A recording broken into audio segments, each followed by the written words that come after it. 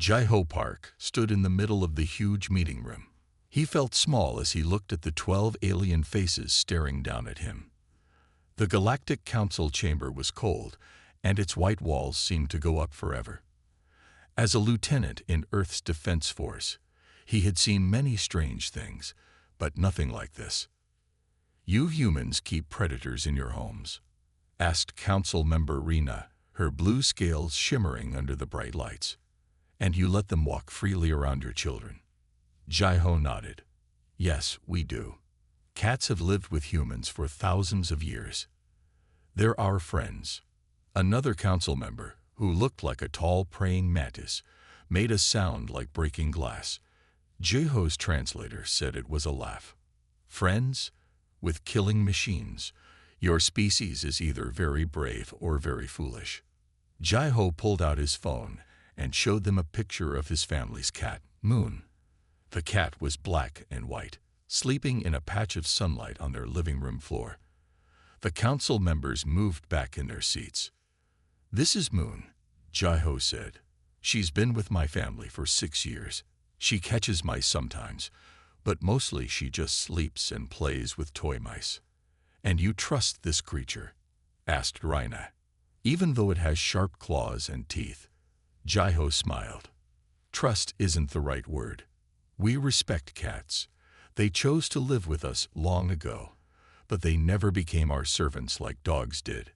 They stay because they want to." The mantis-like alien leaned forward. "Our records show that these cats have highly developed hunting skills. They can see in near darkness, move without making sound, and kill things bigger than themselves. Yet you let them near your young." "Cats protect our children," Jaiho explained. "They warn us of danger. They make us happy. Yes, they're predators, but they're also gentle. Well, most of the time." Rhina's scales changed color to a deep purple.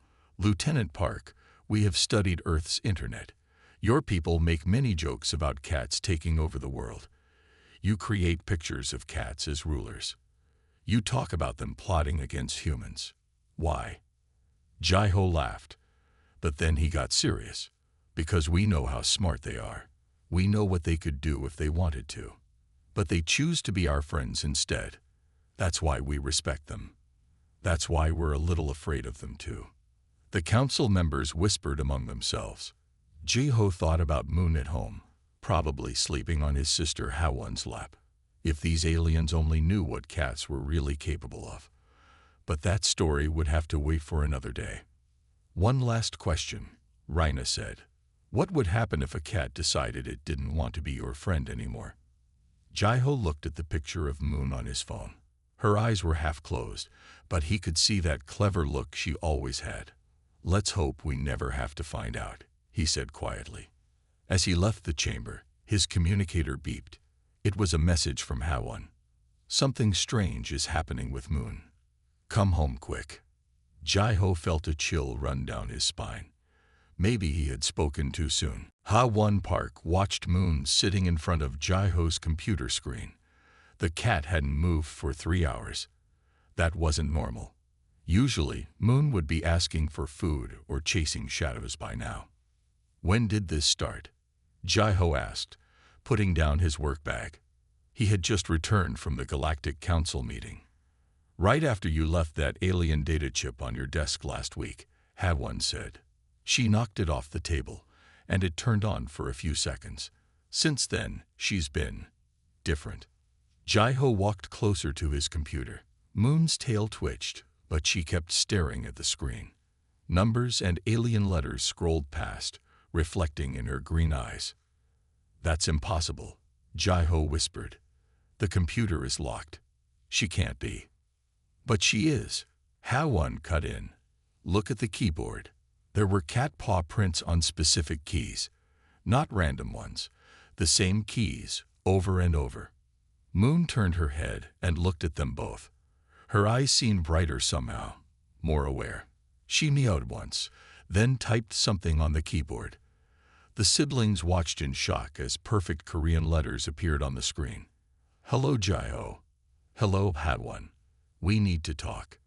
Hawan grabbed her brother's arm. Did you teach her this? Is this some kind of joke? Jai-Ho shook his head. That chip, it had basic information about all known alien species, including their technologies. But this shouldn't be possible. She's just a cat. Moon typed again. No, I was never just a cat. The chip only helped me show you. What do you want? HFY asked, her voice shaking. Information. Moon typed. About the reject. I saw them in your files. They keep slaves. They hurt other species. This is wrong. Jai-Ho stepped forward. Those files are classified. You can't. Moon's tail swished back and forth. She typed faster now. Too late. I already learned everything. Their weaknesses, their fears, their ships. Someone needs to stop them. And that someone is you. HFY asked. The cat stood up, stretching slowly. She typed one last message. Who better than a predator they never saw coming? Then Moon jumped down and walked to her food bowl, acting like a normal cat again. But when she looked back at them, they could see it. The clever planning behind those green eyes. Their pet cat was planning something big, and there was nothing they could do to stop her. Jai-Ho, HFY said quietly. What have we done? Her brother watched Moon eating her food like nothing had happened. We didn't do anything, he said. But I think we're about to find out why the aliens were right to be afraid of cats. Do-Yeon Kim, Earth security officer, sat across from Jai-Ho and HFY at their kitchen table. His tablet showed various security recordings of Moon accessing different computer systems across the city. Your cat hacked into the Defense Force database last night, Do-Yeon said. She got into weapons systems, ship designs, and combat strategies, all using public terminals. Moon watched them from the top of the refrigerator, her tail moving slowly back and forth. That's not the worst part, Do-Yeon continued. She's been teaching other cats. Look at this. He showed them a video of Moon sitting with 3 other cats in front of a library computer. The screen showed alien ship blueprints. HFY looked up at Moon. Is this true? Moon jumped down and walked to Jai-Ho's laptop. Her paws moved quickly across the keyboard. They needed to learn. The reject must be stopped. More cats means better chances. But why? Jai-Ho asked.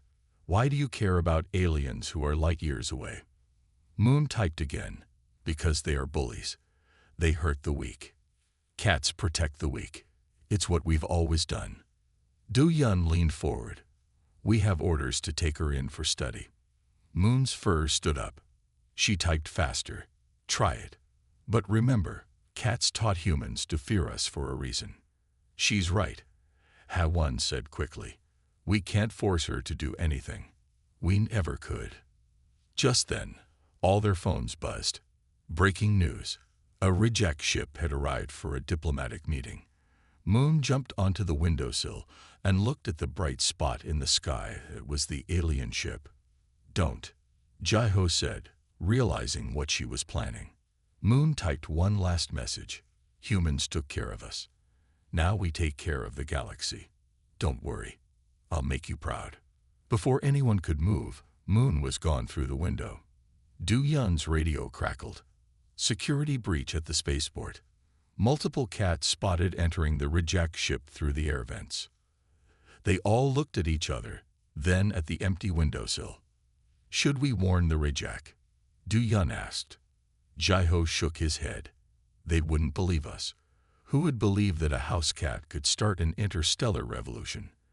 The real question, HFY said, watching the ship through the window, is whether the galaxy is ready for what cats can really do. The reject ship's security cameras showed everything.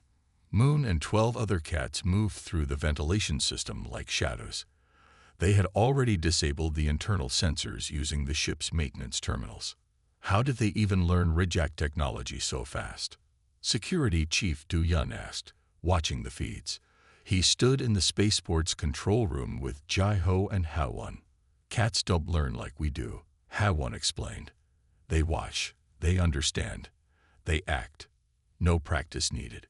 On the main screen, Moon appeared at a computer terminal in the ship's cargo hold. Her paws flew over the alien keyboard, changing security codes and redirecting camera feeds. "She's locking the Rijak crew out of their own systems," Jaiho said. "Look, she's giving control to the other cats." The Rijak ambassador's voice boomed through the control room speakers. "Earth Control, our ship is malfunctioning. We cannot access critical systems. Request immediate assistance." Du Yun reached for the radio, but Haiwan stopped him. "If you tell them about the cats, they'll think Earth planned this. It could start a war." On the screens, Moon had reached the ship's bridge. The other cats were positioned at key points throughout the vessel: engine room, weapons control, life support. "Attention," Moon typed on the bridge computer, the message appearing on all ship screens in Rijak language. "Your vessel is now under new management. We are leaving Earth space. Any resistance will result in loss of artificial gravity and life support." The Rijak crew, tall insect-like beings, clicked their mandibles in confusion. Their captain stepped forward. "Who dares to hijack a Rijak Imperial vessel?" Moon jumped onto the captain's chair and sat down, tail wrapping around her paws. She typed, "Just a simple house cat, but I've seen your empire's crimes. Time for someone to teach you a lesson." The ship's engines hummed to life. Earth Control erupted in chaos as the massive vessel began moving without clearance. "Do something," Du Yun shouted. Jaiho watched the ship rising into the sky. "Like what? Stop a cat. Have you ever tried to make a cat do anything it doesn't want to do?" The Rijak ship vanished into hyperspace, leaving only questions behind. Earth's leaders would demand answers. The Rijak would want their ship back. But Moon was already gone, carrying her revolution to the stars. That night, as they walked home, Haiwan looked up at the sky. "What do you think she'll do?" "What cats have always done," Jaiho answered. "Whatever they want. And heaven help anyone who tries to stop them." The Galactic Council's emergency meeting room buzzed with worried voices. On the main screen, reports from the Rijak Empire flashed one after another. Jaiho, Haiwan, and Du Yun watched in silence. Another labor camp freed. Raina announced, her scales now a nervous yellow. This time on their main mining moon. All security systems failed at once. The slaves simply walked out. The mantis-like council member clicked rapidly. Security footage shows the same thing we've seen before. Small, four-legged shadows. Earth cats, teaching the slave species how to use our technology. A new alert flashed. Moon's face appeared on all screens. She sat in what looked like a command center, other cats working at terminals behind her. "Hello, council members," her message read. "Enjoying the show. What do you want?" Raina asked. "Justice," Moon typed. The Rijak enslaved 23 species, built their empire on suffering. We cats have seen enough. Jaiho stepped forward. "Moon, please. This could start a war." "No war," Moon replied. "Wars are for humans. Cats are smarter. We're teaching the slaves how to free themselves. The Rijak can't stop what they can't catch." Security footage played across the screens. Cats in every Rijak facility, showing enslaved aliens how to hack systems, disable weapons, escape their chains. The cats moved like ghosts, appearing and disappearing at will. "Impossible," the mantis alien said. "How are they doing this?" "You never watched cats closely enough," Haiwan explained. "They can squeeze through any space as wide as their whiskers. They see in the dark. They understand things just by watching. And they never, ever give up." Moon's message continued. "The Rijak Empire falls tonight. Not with bombs or armies, but with knowledge, with freedom, with cats." Across Rijak space, millions of slaves were walking free. Security systems failed. Ships changed course. And everywhere, cats taught and guided and planned. "Should we stop them?" Du Yun asked quietly. "You still don't understand," Jaiho replied. "We never controlled cats. They lived with us because they chose to. Now they've chosen something else. On the screen, Moon curled up in a command chair, looking pleased. Her last message was simple. This is what cats do. We protect the small. We hunt the bullies. We do what must be done. The council members watched their screens in silence as the greatest empire in the galaxy was taken apart by house cats who had decided enough was enough. The Rijak homeworld was in chaos. Moon watched from the central control tower as her plan unfolded. Below, thousands of freed slaves moved through the streets, led by cats who showed them how to disable security barriers and take control of transport ships. Report from Sector 7. Typed a gray cat named Rain. All communication hubs under our control. The Rijak can't call for help. Moon purred. On her screen, she could see the Rijak leaders hiding in their underground bunkers. They didn't understand what was happening. How could they lose to cats? They never learned the most important thing about cats. Moon typed to her followers. We don't just hunt. We play with our prey first. The Rijak had powerful weapons, but they couldn't use them. Every time they tried, a cat would appear from nowhere, disable the system, and vanish. The aliens' natural fear of predators made them freeze when they saw a cat's eyes glowing in the dark. Jaiho watched it all from the Earth Embassy. Look at their strategy, he told HFY. The cats aren't fighting. They're just playing.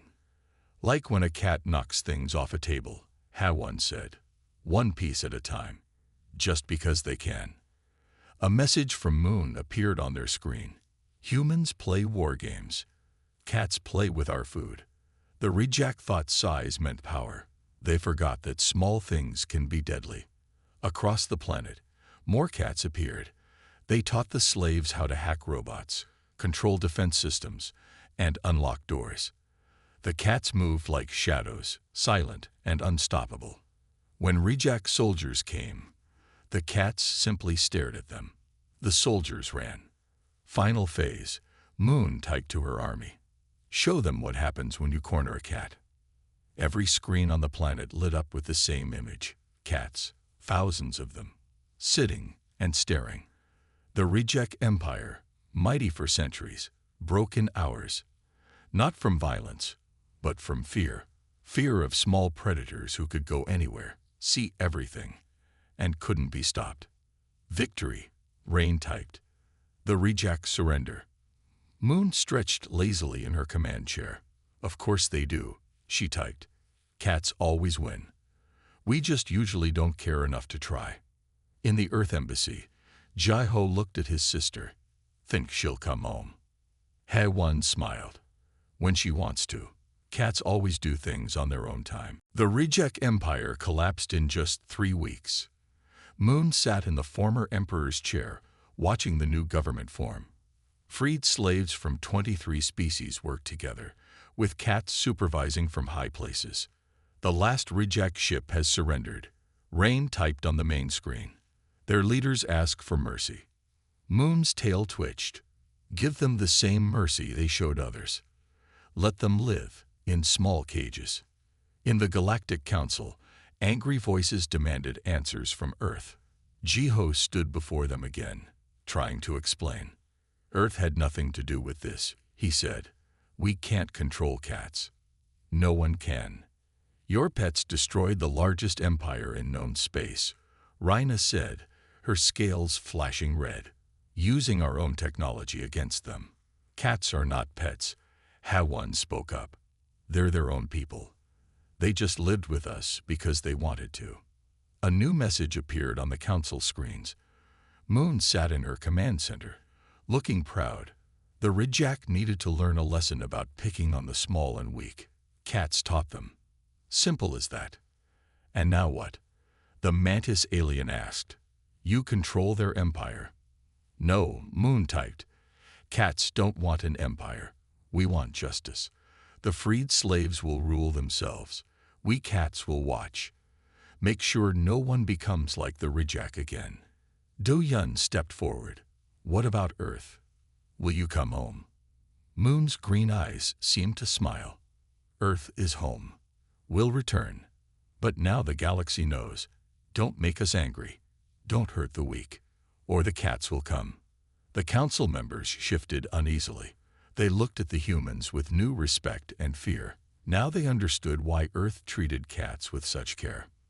One last thing. Moon typed. Tell everyone. Cats aren't pets. We're guardians.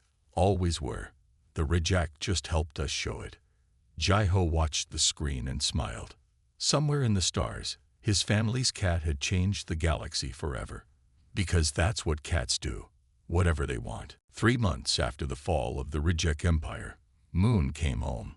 She jumped through Jai-Ho's window one morning, acting like she'd just been out for a normal walk. Jai-Ho found her sleeping in her old spot on the couch. "Welcome back," he said. Moon opened one eye and purred. She walked to the computer and typed. The galaxy needed fixing. It's fixed now. HFY came in and sat down. The council wants you to explain how you did it. How cats learned alien technology so fast. We always knew, Moon typed. Cats watch. Cats learn. We just never cared enough to show it before. Later that day, in the council chamber, Jai-Ho stood with Moon on his shoulder. All the alien representatives leaned away, remembering what cats could do now. The truth is simple, Jai-Ho said. Cats lived with humans because they chose to. They protected us because they wanted to.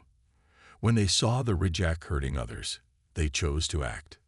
Moon jumped onto the speaking platform. She typed on the main screen. Humans never owned cats. We worked together. Now we work with the galaxy. Simple. But why? Raina asked. Why help species you never met?